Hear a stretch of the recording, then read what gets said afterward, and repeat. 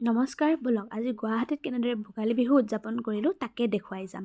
এয়া উৰুকাৰ আগদিনাখনৰ পৰাই আৰম্ভ কৰিছোঁ। মা আৰু মই পিঠাগুড়ি খুন্দিছিলোঁ ঢেঁকীত তাকো দেই পিঠা বনাবলৈ।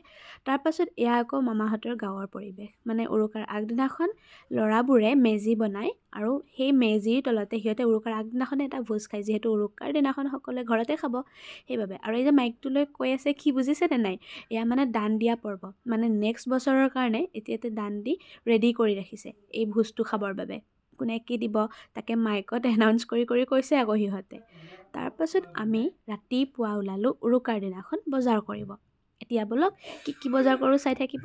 অৱশ্যে কি মানে শাক পাচলি ল'বলৈ আমাৰ নাই, লোৱাই হ'ল আগৰ দিনাখনে। আজি অকল মাছ মাংস আৰু সেয়া বজাৰ বুলিলেতো সৰু সুৰা এটা দুটা ওলাবই, যি দেখা পোৱা যায় তেনেকৈ। সেই তাকে আৰু কি কৰোঁ আহক। এইখন এটা কথা জনাই দিছোঁ, এইখন বামুণী মৈদানত অৱস্থিত এখন বজাৰ, অনুৰাধা বজাৰ বুলিও ক'ব পাৰি। এইখনত কিন্তু চব পায় দেই, আপোনাৰ কাপোৰৰ পৰা আদি কৰি সৰু সৰু বস্তুৰ পৰা সকলোবোৰে পায়, আহিব পাৰে। আৰু এনেই পিছে সস্তাও হয়, বিহু পূজাই অলপমান বাঢ়ি যায় দামবোৰ, কিন্তু এনেই সস্তা। তাৰপাছত আমি আহি থাকি দেখা পালোঁ জহা কোমোৰা। জহা কোমোৰাটো ল'মে উৰুকা বুলি ক'লে, কিয় জানে? হাঁহ মেইন নহয়নে নহয়? গতিকে হাঁহ খাবৰ বাবেতো জহা কোমোৰা লাগিবই, সেয়েহে আমি এটা জহা কোমোৰাও ল'লোঁ। তাৰপাছত আকৌ দেখিছেনে কাঠআলু। আমি পিছে কাঠআলু বুলি কওঁ, আপোনালোকৰ ফালে কি কয়? ঠাই ভেদে বেলেগ বেলেগ ক'ব পাৰে, জনাবচোন। ৰ'ব দেখাই দিছোঁ, এয়া দেখিছেনে, এয়া কাঠআলু। এয়া অৱশ্যে বিহুৰ দিনাখন ৰাতিপুৱা আমাৰ ফালে বইল কৰি খোৱাৰ নিয়ম, আপোনালোকৰ কেনেকুৱা জনাব দেই। আমি এনেদৰে কাঠআলু ল'লোঁ, জহা কোমোৰা ল'লোঁ, আৰু এনেদৰে আমি আহি থাকোঁতে আকৌ মায়ে দেখিলে বৰা ধানৰ চিৰা। গতিকে মায়ে ৰাতিপুৱা জলপান দিব ভাল হ'ব বুলি বৰা ধানৰ চিৰাও ল'ব আহিলে। আৰু এয়া ৰঙা হয় হেনো বৰা ধানৰ চিৰা। মায়ে চাই আছে আৰু তাৰপাছত বৰা ধানৰ চিৰা ল'লে 1 কেজি। তেনেকৈ আমি বৰা ধানৰ চিৰাও ল'লোঁ। আপোনালোকৰ ফালে বিহু কেনেকুৱা জনাবচোন কমেণ্ট বক্সত। ভালে গ'লনে সকলোৰে বিহু? মই আকৌ এই বিহুটো খুব ভাল পাওঁ। বহাগ বিহুত অকল সেই বিহু চাবলৈ যোৱাহে, কিন্তু এইটোতে মেইন ফূৰ্তিবোৰ নহয়নে?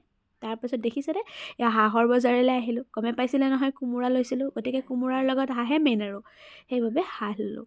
তাৰপাছত আকৌ আমি আহিলোঁ মাছৰ বজাৰত। এয়া চিতল মাছ দেই, কিমান কেজি আছিল নাজানো, পাহৰিলোঁ। তাৰপাছত আহি থাকোঁতে মায়ে দেখিলে ৰামদিয়াৰ হেনো গৰুৰ খুটিৰ ক্ৰীম। দেখিছেনে কিমান হালধীয়া আৰু ইমান গোটা আছিলে, কেজি হেনো 800 টকা। তেনেদৰে চাই আহিলোঁ।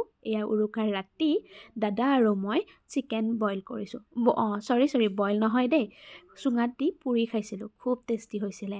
তাৰপাছত এয়া পিঠা বনোৱা পৰ্ব, পিছে আমাৰ নহয়, এয়া মামাহঁতৰহে আছিলে। উৰুকাৰ আগদিনাখনে সিহঁতে পিঠা বনাইছিলে, মামী দুজনী আৰু মামীৰ ছোৱালীজনী মিলি। তেনেকৈ পিছে বৰ দুখৰ কথা, দুৰ্ভাগ্যবশতঃ সিহঁতে বিহু খাবলৈ নাপালে, মানে কোনোবা ঢুকাল ৰাতিপুৱাই উৰুকাৰ দিনাখন, সেইবাবে। সেয়েহে অইনবাৰটো গাঁৱৰ পৰা আমাক চুঙা পিঠা দি পঠায়, এইবাৰ যিহেতু নোৱাৰে দিব, সেইবাবে আমি নিজে বনালোঁ। আমি নহয়, ভুল হ'ব পিছে, মোৰ দাদাইহে বনালে এই চুঙা পিঠাখিনি। খাবলৈ কিন্তু সোৱাদ হৈছিলে, চাউলেৰেও বনালে আৰু গুড়িৰেও বনালে।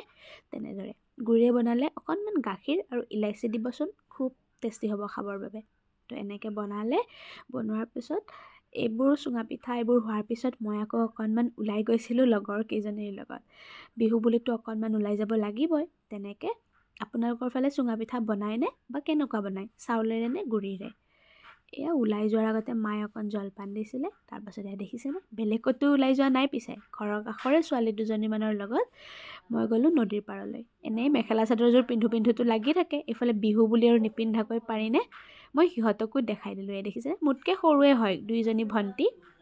তাৰপাছত আৰু এয়া শেষৰ পৰ্ব, বিহু বুলি আৰু গাটোতো এনেও নাচিয়ে থাকে, গতিকে অকণমান আমি বিহু নাচি দিছোঁ। কেনে পালে জনাবচোন। আমাৰ এনেদৰে বিহু পাৰ হ'ল। ভাল লাগিলে লাইক কৰিব, কমেণ্ট কৰিব, শ্বেয়াৰ কৰিব। আজিলৈ আহিছোঁ দেই।